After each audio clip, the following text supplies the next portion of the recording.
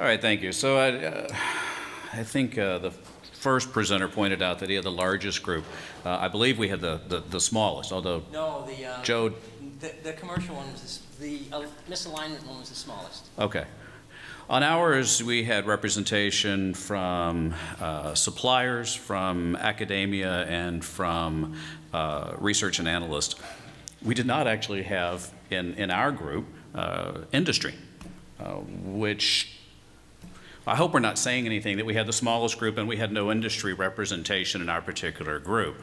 So we'll talk a little bit about what was coming. The other thing that I wanted to point out as we go through this is these were all simultaneous presentation or discussion groups. So it was about 3 hours and they're all running at the same time. So we put together the looking forward one at the same time as all of the other ones were occurring. So I think it's interesting when you look at the themes that we identified in looking forward, very much mirrored some of the themes that were occurring in the other groups. So first of all, the vision. We want to involve simulation tools to incorporate knowledge about themselves and their environment. And we want to improve the economic and educational support structure, and we'll go into these in a little bit more detail. Also, on some of the topics that we'll go through, these have been covered quite well in a couple of the other presentations, so we'll emphasize a few more than others. The opportunities, and we've talked about this for the last couple of hours in the different presentations, but how do we improve the education? How do we improve the economic model to fund the research and development? We actually did not go deep into a discussion about the licensing model. We went a little farther back and started talking about the economic model to actually have the research and development occur. How do we incorporate the human knowledge and enabling systems to be higher order systems? How do we evolve systems within ethical boundaries? And this was a fascinating conversation we'll get into a little bit as well. How do we improve the soundness and completeness of the requirements? And then automatically discover when rules are needed for emergent systems. So on the educational side, in addition to some of the comments that were made earlier, when we think about the next generation of engineers and they need to have understanding of systems engineering, when we think about the graduates coming out and being the iPad generation where they expect to have so much of a more improved user interface and be able to have the interactions that occur and the engineering automatically occur underneath.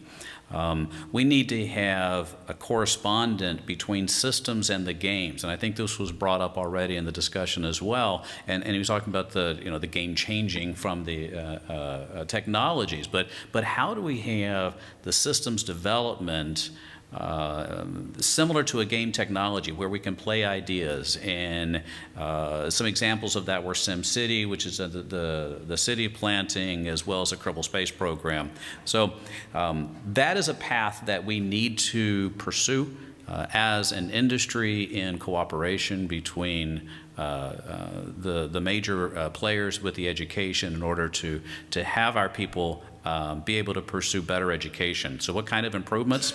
Well, the games from other engineering disciplines we need to incorporate into our curriculum and teach engineering concepts at an earlier stage. So not just dealing with the tools, but the concepts themselves.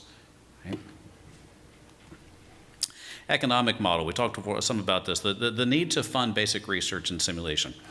We are, and we talked about in our group for quite a while, we're in a capitalistic society here, and so we have a high focus on an investment and a reward. You want to have great examples of that? Go watch Shark Tank, right? They want 3 times reward on their money when they are going to invest in something. But you don't get standards that way, right? You get proprietary information. So it's not just about how do we license the technology. It's about how do we fund research in a manner that does maximize the speed of the research and the money that's going into that investment, but also in a manner that helps with the global good. So yes, we have other models. We have the European model. I'm not sure I'm going to agree with the suggestion about the pharmaceutical model, and I'm not sure a lot of people like that one right now. But we do have some other models, and we have to move engineering into looking at better ways to have the standards, but how do we have the research and development paid for in a manner that gets it done quickly and still gets the rewards that drives that behavior. Common good and often conflicts with the individual and the corporate rewards. On the human knowledge, there's a vast amount of knowledge that's out there. So you think about just the conference papers that were talked about earlier. There's 2 software companies in the particular area, but there are papers and research that's been dropped all over. And unfortunately, even with the advent of Microsoft Word 30 years ago, we actually still have papers. Right? So how do we take some of that vast body of knowledge and create a knowledge database where we can parse through the information? This is getting into big data.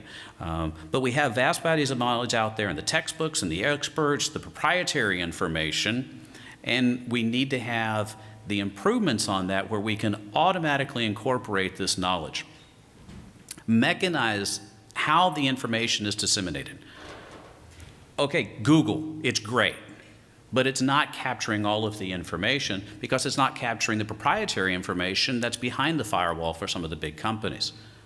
So being able to have our software tools be able to access that type of information, and what we're talking about here was, we need a call for papers, and how about a call for models and programs instead of a call for another paper.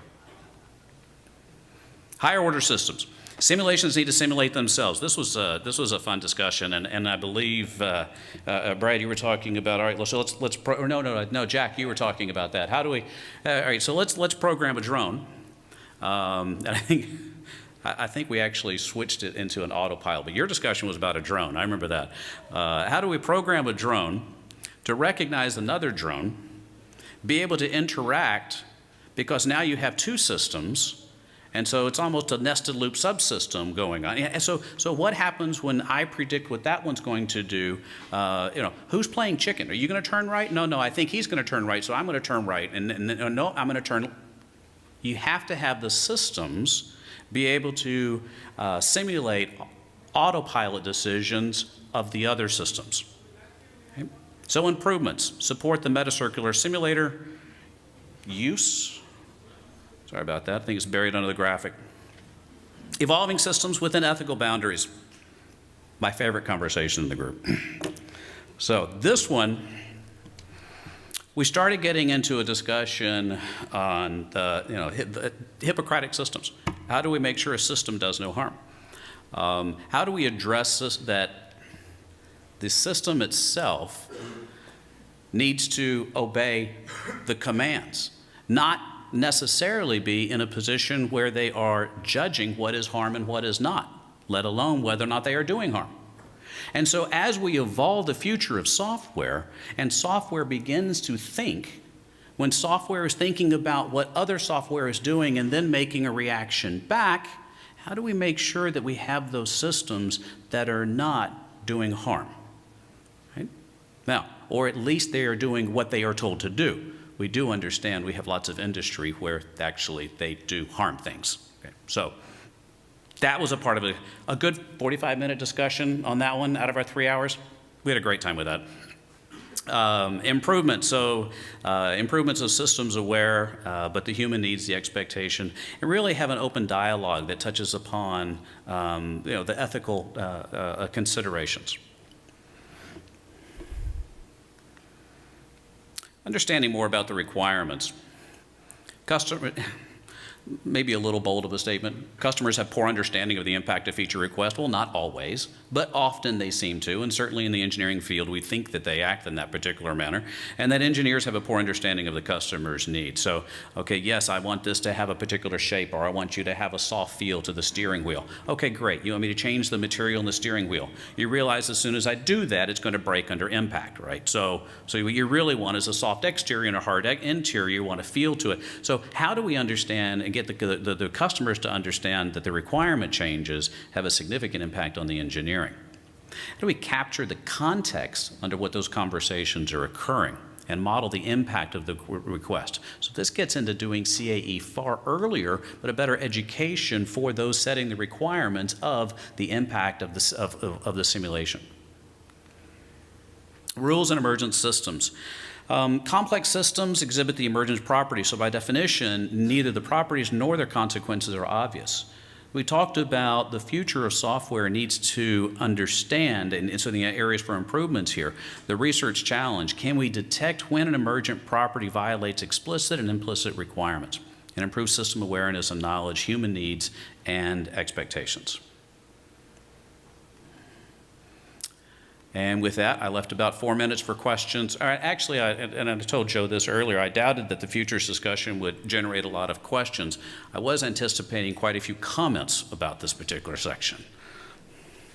Do you have any questions or comments? And I also have Jack and Brad who were in the group, so half the group is represented. They may also be chiming in at this point.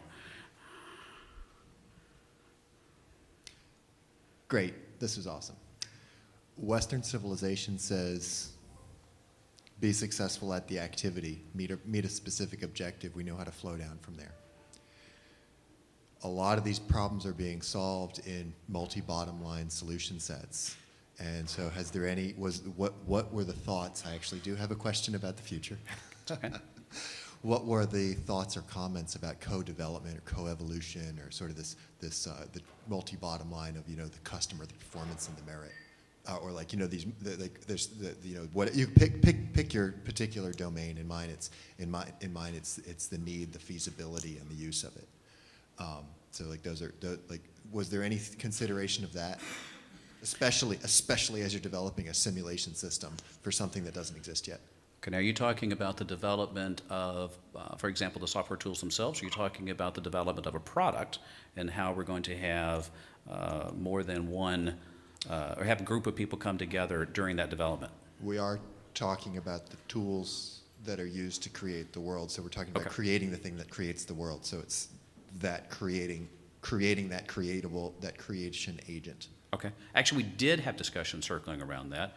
And actually, I thought, Brad, you had some comments during our discussion, if you wanted to take that one. So we talked a good bit about our current economic model and the net impact of the capitalist system that we have today and the economic drivers from, let's just call the government financial drivers that are put out that make the economy what it is.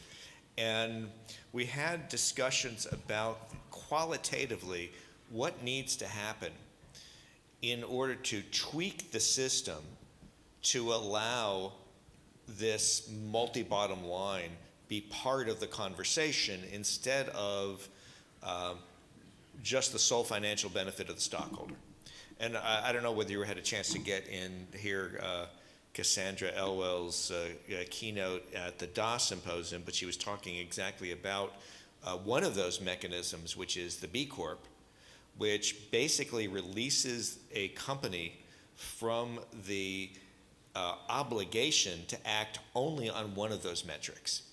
And that's really all a B Corp is. It says we can consider other things in making the decision for anything that we do. We don't have to only make it based on short-term price and short-term value. Does that answer your question, Nathaniel? The co-development aspect was not included.